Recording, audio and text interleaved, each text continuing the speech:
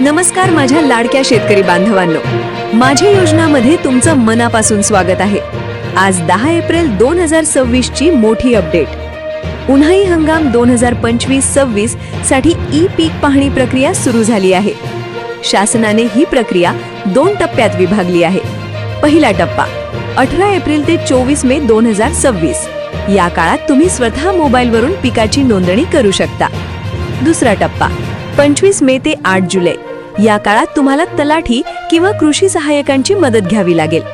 माझा सल्ला असा आहे की 24 मे पूर्वी स्वतःहून नोंदणी पूर्ण करा, जेणेकरून तुमची माहिती अचूक भरली जाईल। ई पीक पाहणी ॲपच्या माध्यमातून केवळ पिकांचीच नाही तर उन्हाळी पिके, फळबागा, तुमच्या शेतातील विहीर किंवा बोरवेल सारखे जलस्रोत आणि जर जमीन पड असेल तर त्याचीही नोंद तुम्हाला करता येणार आहे। ई पीक पाहणी करण्याचे 5 मोठे फायदे। तुमच्या उतार्यावर पिकाची अधिकृत नोंद होईल। अवकाळी पाऊस किंवा नैसर्गिक आपत्ती आल्यास 7/12 वरील हीच नोंद तुम्हाला सरकारी मदत मिळवण्यासाठी मोठा पुरावा ठरेल।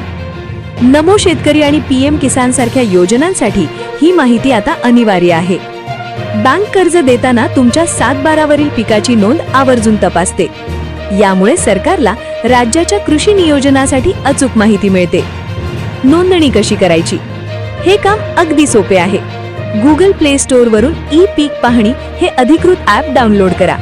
आपला जिल्हा, तालुका आणि गट क्रमांक निवडून पिकाची माहिती भरा आणि सर्वात महत्त्वाचे म्हणजे शेतात जाऊन पिकाचा फोटो काढून तो अपलोड करा।